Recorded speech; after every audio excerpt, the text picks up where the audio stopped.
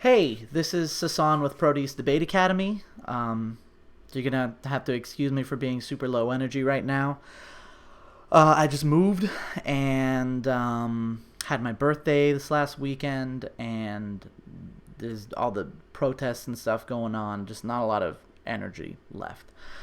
I'm making this video because I posted a video a little while back about a case evaluation tool that we've been working on, and I finished sort of like an alpha of it, just a working version of it that doesn't have all the features and probably certainly has problems.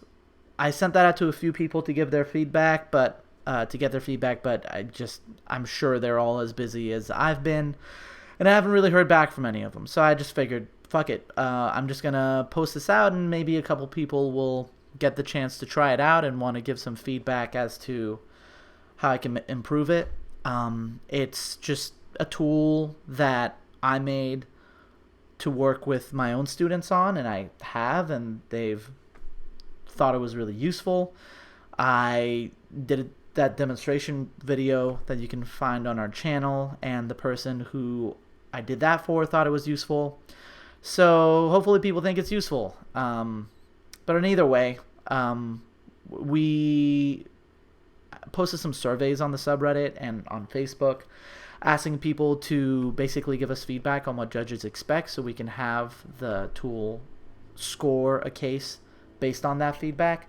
The feedback we got from progressive and traditional judges was super useful, and kind of created, you could follow consistent trends based on what people's preferences were. And people got really, which understandable, but I think people thought that the quiz was in some way like, I don't know, biased against progressive judges or whatever, because it didn't say like, don't you agree that critiques are the best thing?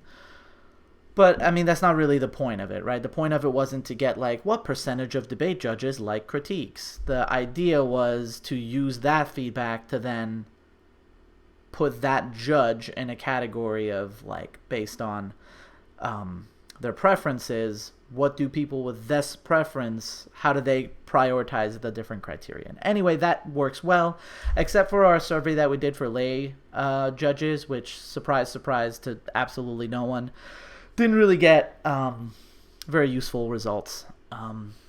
Very few people responded, understandable, and their results were really inconsistent. So I just didn't think that it would benefit anyone for that to be reflected in the tool.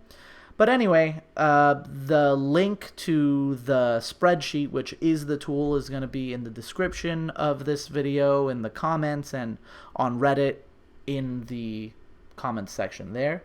You're going to have to make your own copy, right? So the version that is linked is an uneditable master file, but if you were to use that, then you'd be using the same file everyone's trying to work on.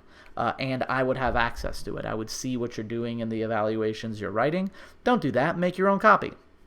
Once you have your own copy, nobody else has access to it unless you share it with them. And I was going to make a video kind of showing how I use the tool, kind of like an unsped up version, like an hour long. Here's how I think of every criterion and explaining what it means and blah, blah, blah. But one, I'm working on a bunch of other videos. We entered a tournament. I'm working on editing like our preparation process and our thoughts on how we did. Just a little preview. Right now, my working title for the video is "We Got Wrecked," which is hilarious. I'm working on a video about movies that I show my debaters, or which have like influenced how I think about debate or competition or whatever.